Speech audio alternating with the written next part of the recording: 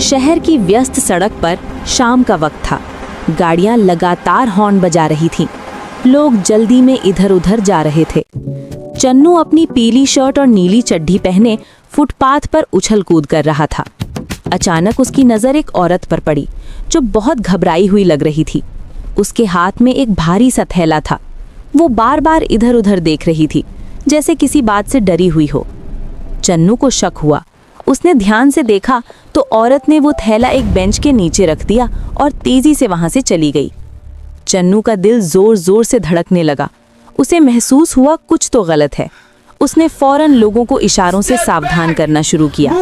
ये थैला खतरनाक हो सकता है, सब लोग पीछे हट जाओ। कुछ लोग रुक गए, कुछ ने हैरानी से देखा। इतने में एक बच्चा थैले के करीब जाने लगा तो चन्नू तुरंत उसके सामने आ गया और उसे पीछे हटा दिया।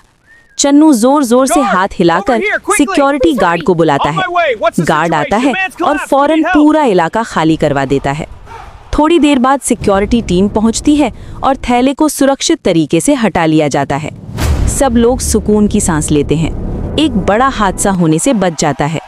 लोग हैरानी से चन्नू को देखते हैं और कहते हैं, अगर ये बंदर हमें वक्त पर खबर ना करता तो बहुत बड़ा नुकसान हो सकता था।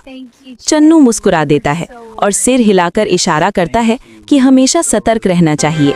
आखिर में चन्नू एक लकड़ी का छोटा सा बोर्ड उठाता है जिस पर लिखा होता है, सब्सक्राइब।